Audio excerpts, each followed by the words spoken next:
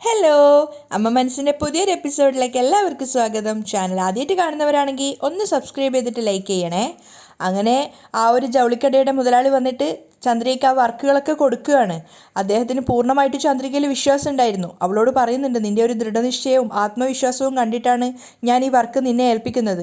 ആ ഒരു വിശ്വാസം നീ കാത്തു സൂക്ഷിക്കണം. തീർച്ചയായിട്ടും സർ, ചന്ദ്രികയും വാക്ക് കൊടുക്കുകയാണ്. അപ്പോൾ 20 ദിവസം കൂടി മാത്രമേ ഇനി എൻ്റെ റെഡിമെയ്ഡ് ഷോപ്പ് തുറക്കാനുള്ളൂ.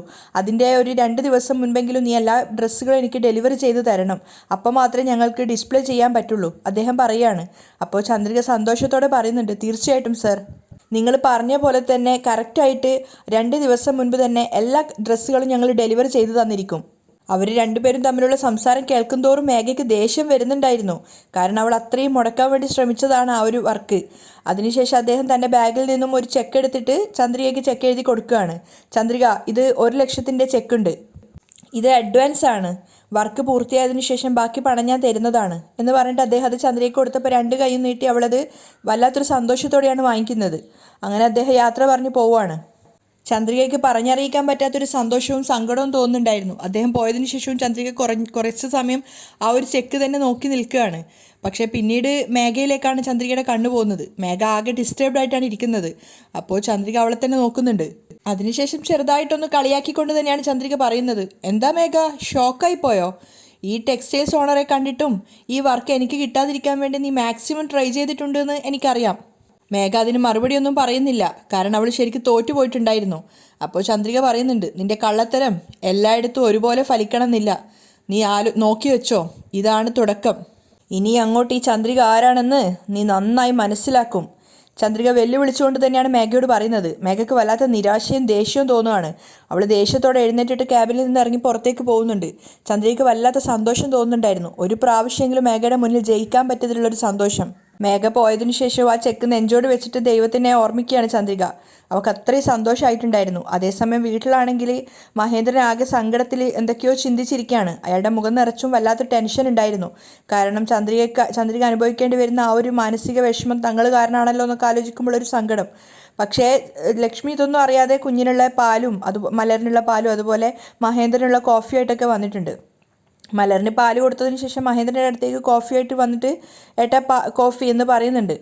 അപ്പോൾ അതൊന്നും മഹേന്ദ്രൻ കേൾക്കുന്ന പോലും ഉണ്ടായിരുന്നില്ല. രണ്ടാമത് ലക്ഷ്മി വിളിച്ചപ്പോഴാണ് മഹേന്ദ്രൻ ഞെട്ടി ഉണരുന്നത്. ഏട്ടാ കോഫി എന്നാ?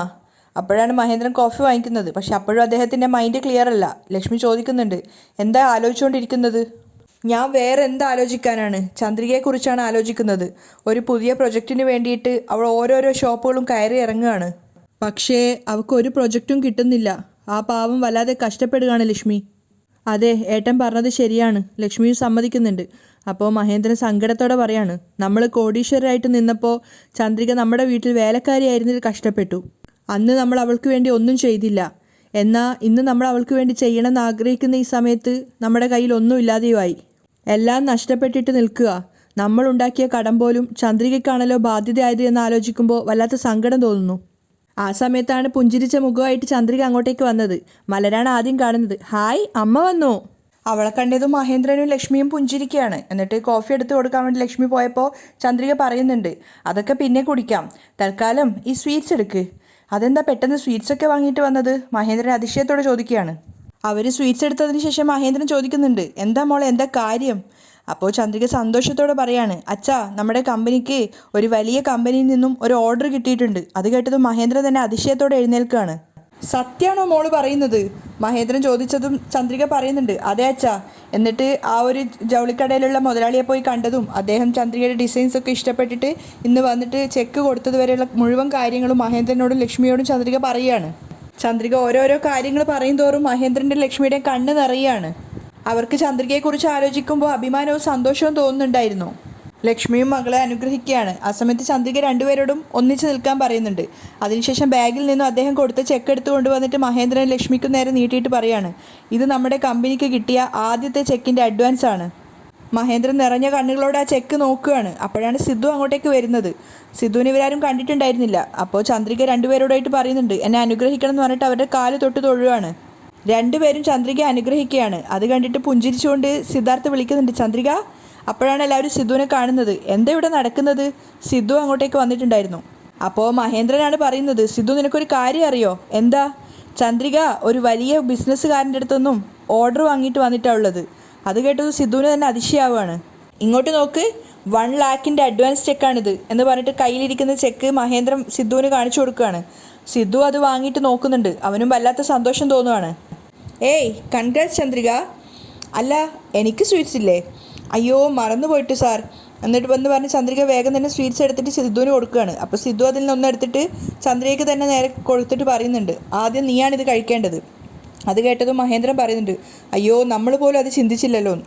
പക്ഷേ സിദ്ധു ആ ഒരു സ്വീറ്റ്സ് നീട്ടിയപ്പോൾ ചന്ദ്രിക ആകെ ചമ്മലാവുകയാണ്, അച്ഛൻ്റെ അമ്മയുടെ മുന്നിൽ വെച്ചായതുകൊണ്ട്. ചന്ദ്രിക ചമ്മലോടെ നിൽക്കുന്ന കണ്ടപ്പോൾ ലക്ഷ്മി പറയുന്നുണ്ട്, വാങ്ങിക്കോ മോളെ. സിദ്ധു എന്താ അന്യനായ ഒരാളാണോ? നിൻ്റെ അമ്മായിയുടെ മോനല്ലേ? മാത്രമല്ല നിന്നെ കല്യാണം കഴിക്കാൻ പോകുന്ന ആളുമല്ലേ? അത് കേട്ടതും ചന്ദ്രിക ചമ്മലോടെ നിൽക്കുകയാണ്. സിദ്ധു വീണ്ടും ആ സ്വീറ്റ്സ് ചന്ദ്രികയ്ക്ക് നേരെ നീട്ടുന്നുണ്ട്. അങ്ങനെ മടിച്ച് ചന്ദ്രിക അത് അവൻ്റെ കയ്യിൽ നിന്ന് വാങ്ങിക്കുകയാണ്. ചന്ദ്രിക അത് കഴിക്കുന്നത് കണ്ടതും മഹേന്ദ്രനും ലക്ഷ്മിയും പരസ്പരം ചിരിക്കുകയാണ്. അപ്പോൾ ചന്ദ്രിക പറയുന്നുണ്ട്, പുതിയതായിട്ട് അദ്ദേഹം തുടങ്ങുന്ന റെഡിമെയ്ഡ് ഷോപ്പിലേക്ക് വേണ്ടുന്ന എല്ലാ ഓർഡറും എനിക്കാണ് തന്നിട്ടുള്ളത്. എനിക്ക് ഒരു മുൻപരിചയവും ഇല്ല. സാർ എൻ്റെ കൂടെ തന്നെ നിന്നിട്ട് എന്നെ ഗൈഡ് ചെയ്യണം. അപ്പോൾ സിദ്ധു പുഞ്ചിരിച്ചുകൊണ്ട് പറയുന്നുണ്ട്, എന്താ ചന്ദ്രിക, ഇത് താൻ എന്നോട് വേറെ തന്നെ പറയേണ്ട ആവശ്യമുണ്ടോ? എപ്പോഴും ഞാൻ തൻ്റെ കൂടെ തന്നെ ഉണ്ടാവും. അപ്പോൾ മഹേന്ദ്രൻ ചന്ദ്രികയോട് പറയുന്നുണ്ട്, ഇനി എന്താ വേണ്ടത്? നാളെ തന്നെ വർക്ക് തുടങ്ങിക്കോളൂ. ശരി അച്ഛാ. ചന്ദ്രികയ്ക്ക് പറഞ്ഞറിയിക്കാൻ വയ്യാത്തൊരു സന്തോഷം തോന്നുന്നുണ്ടായിരുന്നു. സിദ്ധു അവളെ എൻകറേജ് ചെയ്യുകയാണ്.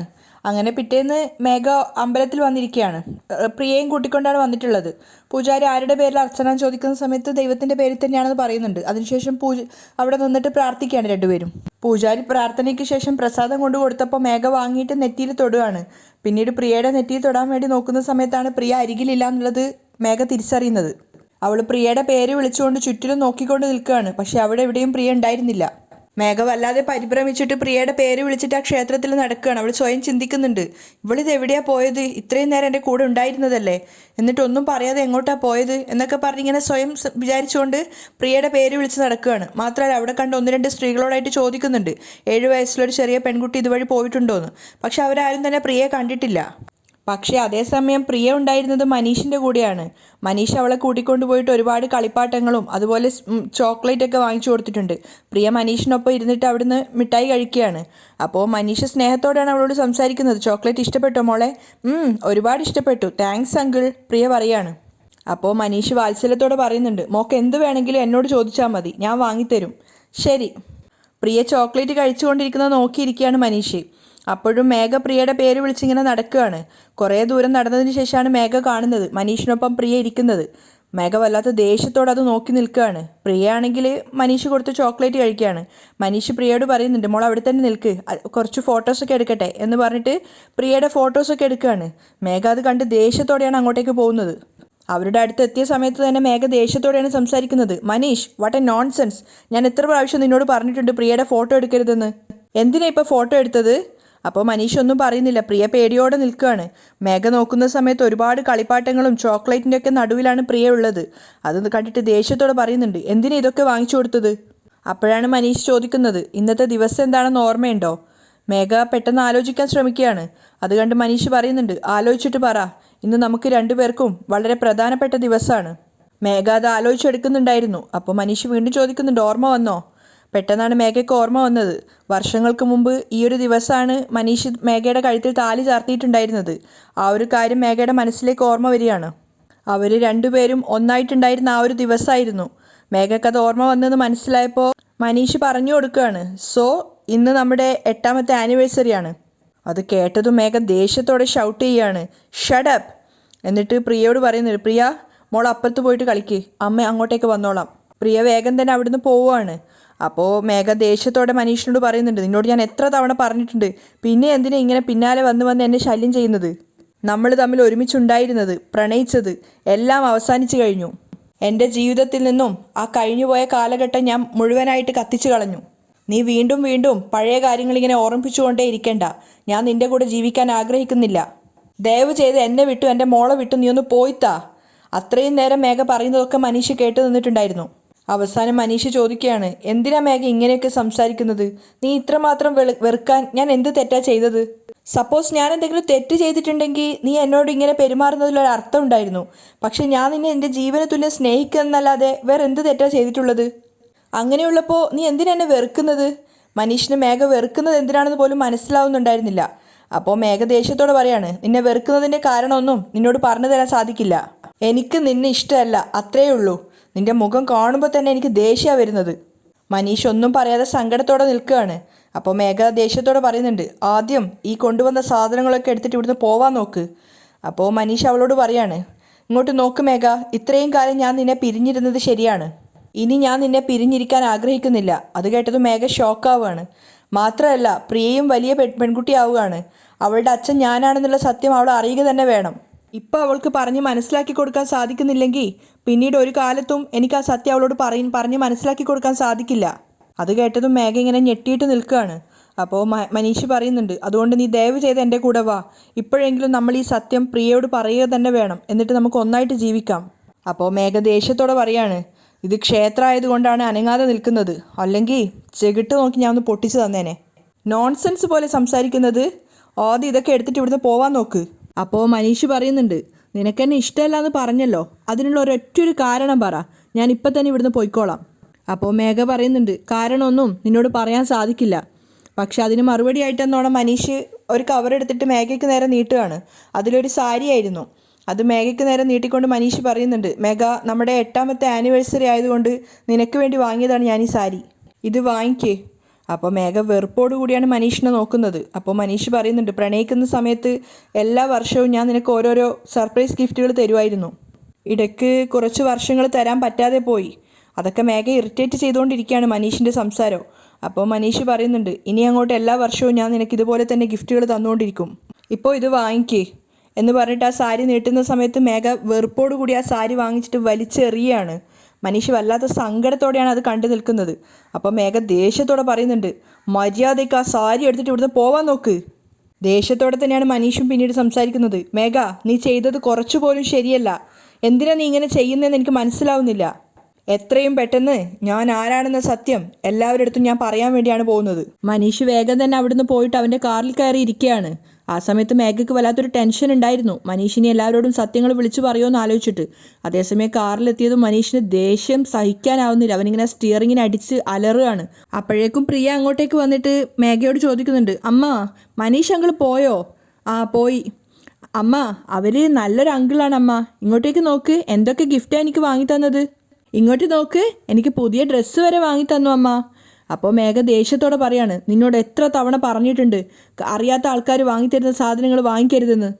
ഇങ്ങോട്ട് താ അത് എന്ന് പറഞ്ഞിട്ട് കുട്ടിയുടെ കയ്യിലിരുന്ന കളിപ്പാട്ടം വാങ്ങിക്കുകയാണ്.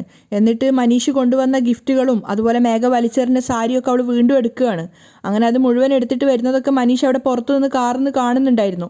അങ്ങനെ അവിടെ സ്റ്റെപ്പ് ഇറങ്ങുന്ന സമയത്ത് അവിടെ ഭിക്ഷ യാചിക്കാനിരുന്ന ആൾക്കാർക്ക് മേഘ അതൊക്കെ കൊടുക്കുകയാണ്. എന്നിട്ട് പ്രിയയുടെ കൈയും പിടിച്ചുകൊണ്ട് മനീഷിൻ്റെ കാറിൻ്റെ മുമ്പിൽ കൂടെ തന്നെ പോകുന്നുണ്ട്. അതുകൂടെ കണ്ടപ്പോൾ മനീഷിന് വല്ലാത്ത ദേഷ്യം കയറുകയാണ്. അതേസമയം സിദ്ധുവിനെയും കൂട്ടിയിട്ട് അവരുടെ കമ്പനി വന്നിരിക്കുകയാണ് ചന്ദ്രിക. എല്ലാവരും തയ്ച്ചുകൊണ്ടിരിക്കുകയാണ്. ആ സമയത്ത് സിദ്ധാർത്ഥിനോട് ചന്ദ്രിക പറയുന്നുണ്ട്, സാർ തന്നെ എല്ലാവരോടും കാര്യങ്ങൾ പറയുമെന്ന്. അപ്പോൾ സിദ്ധു എല്ലാവരെയും അവർ നിൽക്കുന്നിടത്തേക്ക് വിളിപ്പിക്കുകയാണ്. എല്ലാവരും അടുത്തെത്തിയ സമയത്ത് സിദ്ധു പറയുന്നുണ്ട്, നിങ്ങൾക്ക് എല്ലാവർക്കും ഒരു അടിപൊളി സർപ്രൈസ് ഉണ്ട്. അതെന്താണെന്ന് ചന്ദ്രിക നിങ്ങളോട് പറയുന്നതാണ്. ചന്ദ്രിക പറയൂ. അപ്പോൾ ചന്ദ്രിക നാണത്തോടെ പറയാണ്, സാർ തന്നെ പറഞ്ഞാൽ മതി. ഏയ്, ഇത് നീ കാരണം കിട്ടിയൊരു വലിയ ഓർഡറാണ്. അപ്പോൾ ഈ ഒരു ഗുഡ് ന്യൂസ് പറയാൻ ഏറ്റവും അർഹത നിനക്ക് തന്നെയാണ്. അപ്പോൾ എല്ലാവരും ചന്ദ്രികയെ നോക്കുകയാണ്. അപ്പോൾ ചന്ദ്രിക അവിടുത്തെ സ്റ്റാഫുകളോടായിട്ട് പറയുന്നുണ്ട്, ഇന്നലെ ഞാനൊരു റെഡിമെയ്ഡ് ഷോപ്പ് പോയിട്ടുണ്ടായിരുന്നു. അദ്ദേഹത്തിനടുത്ത് പോയിട്ട് ഓർഡർ തരുമോ എന്ന് ഞാൻ ചോദിച്ചതിന് ശേഷം നമ്മുടെ അടുത്തുള്ള എല്ലാ ഡിസൈൻസും ഞാൻ അദ്ദേഹത്തിന് കാണിച്ചു കൊടുത്തു. അദ്ദേഹത്തിന് നമ്മുടെ ഡിസൈൻസും നമ്മുടെ വർക്കുകളും നമ്മുടെ പാറ്റേൺസും ഒക്കെ ഇഷ്ടപ്പെട്ടു. അതുകൊണ്ട് അദ്ദേഹം പുതുതായിട്ട് തുടങ്ങാൻ പോകുന്ന റെഡിമെയ്ഡ് ഷോപ്പിലേക്ക് വേണ്ടുന്ന എല്ലാ മെറ്റീരിയലുകളും എല്ലാ ഡ്രസ്സുകളും നമുക്ക് തയ്ക്കാനുള്ള ഓർഡർ കിട്ടിയിട്ടുണ്ട്. ചന്ദ്രികയുടെ സംസാരം കേട്ടതും എല്ലാവരും പരസ്പരം മുഖത്തോട് മുഖം നോക്കി പുഞ്ചിരിക്കുകയാണ്. ചന്ദ്രിക വളരെയധികം സന്തോഷത്തോടെയാണ് പറയുന്നത്, ഇത് ചെറിയൊരു ഓർഡർ അല്ല, വളരെ വലിയൊരു ഓർഡറാണ്. അദ്ദേഹത്തിൻ്റെ റെഡിമെയ്ഡ് ഷോപ്പിലേക്ക് വേണ്ടുന്ന സ്ത്രീകൾക്ക് വേണ്ടുന്ന ബ്ലൗസ്, കുട്ടികൾക്ക് വേണ്ടുന്ന ഡ്രസ്സുകൾ, അതുപോലെ മെൻസ് വെയർ എല്ലാം നമ്മൾ തന്നെ തയ്ക്കണം. ആ റെഡിമെയ്ഡ് ഷോപ്പിലേക്ക് വേണ്ടുന്ന എല്ലാ സാധനങ്ങളുടെ ഓർഡറും അവർ നമുക്കാണ് തന്നിട്ടുള്ളത്. അത് കേട്ട സമയത്ത് അവിടെയുള്ള സ്റ്റാഫുകളൊക്കെ ചന്ദ്രികയെ കൈയടിച്ച് പ്രോത്സാഹിപ്പിക്കുകയാണ്. കൂട്ടത്തിൽ സിദ്ധുവും. ചന്ദ്രികയും വളരെയധികം സന്തോഷത്തോടെയാണുള്ളത്. അവിടെയാണ് ഇന്നത്തെ എപ്പിസോഡ് വൈൻഡപ്പ് ചെയ്യുന്നത്.